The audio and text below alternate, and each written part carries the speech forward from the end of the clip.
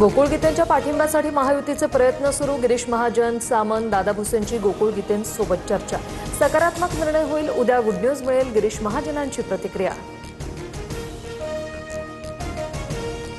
छगन भुजबळांकडून राज्यसभेच्या जागेवरून नाराजी व्यक्त। मी कबड्डीचा खेळाडू, बुद्धिबळाचा नाही, भुजबळांचं सूचक वक्तव्य।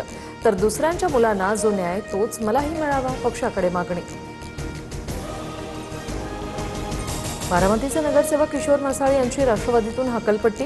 अजित पवार मेला त्याचा मला फरक पडला नाही, मासाळांचं वक्तव्य।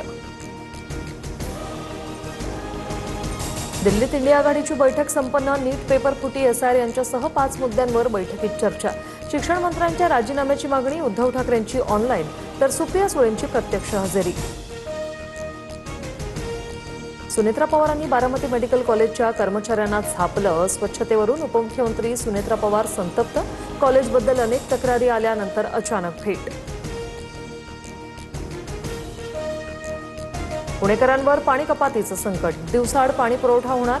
पाणीसाठा कमी झाल्यानं निर्णय। पालिका आयुक्तांची माहिती, पुढील सोमवारपासून पाणी कपात होण्याची शक्यता। मान्सूनच्या आगमनानंतर राज्यातील विविध भागात जोरदार पावसाच्या सरी। जळगाव, अमरावती, सोलापूरमध्ये वादळी पाऊस। अमरावतीत वादळी वाऱ्यामुळे झाडांची पडझड। वर्ध्याच्या सेलू तालुक्याला वादळी पावसाचा तडाखा। सोसाट्याच्या वाऱ्यामुळे केळी पिकांचं मोठ्या प्रमाणात नुकसान, तर अनेक ठिकाणी पत्रे उडाल्याची घटना।